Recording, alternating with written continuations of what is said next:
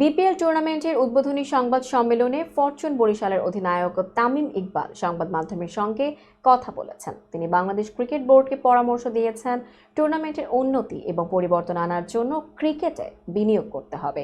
রোববার সংবাদ সম্মেলনে তিনি কথা বলেন। তামিম বলেন, যদি অন্যরকম বিপিএল করতে হয় তাহলে আমাদের ক্রিকেটে বিনিয়োগ করতে হবে, শুধু কনসার্টের মতো অনুষ্ঠান নয়।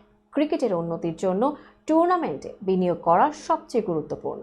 তবেই আমরা বলতে পারবো যে এই বিপিএল সত্যি নতুন ধরনের। এবারের বিপিএলে কনসার্ট আয়োজনে কয়েকটি জেলায় লাখো টাকা খরচ হয়েছে। ঢাকায় পাকিস্তানি সঙ্গীত শিল্পী রাহাত ফাতে আলী খানের কনসার্টে খরচ হয়েছে 3,40,00,000 টাকা, অথচ বিপিএল চ্যাম্পিয়ন দলকে দেয়া হচ্ছে মাত্র 2 কোটি টাকা পুরস্কার।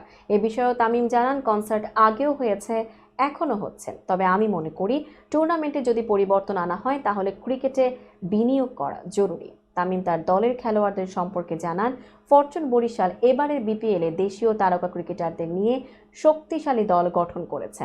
তার সঙ্গে আছেন মুশফিকুর রহিম, মাহমুদুল্লাহ রিয়াদ, নাজমুল হোসেন শান্ত, তাইজুল ইসলাম ও রিশাদ হোসেন। আগামীকাল দুর্বার রাজশাহীর বিপক্ষে ওপেনিং করবেন তিনি এবং শান্ত।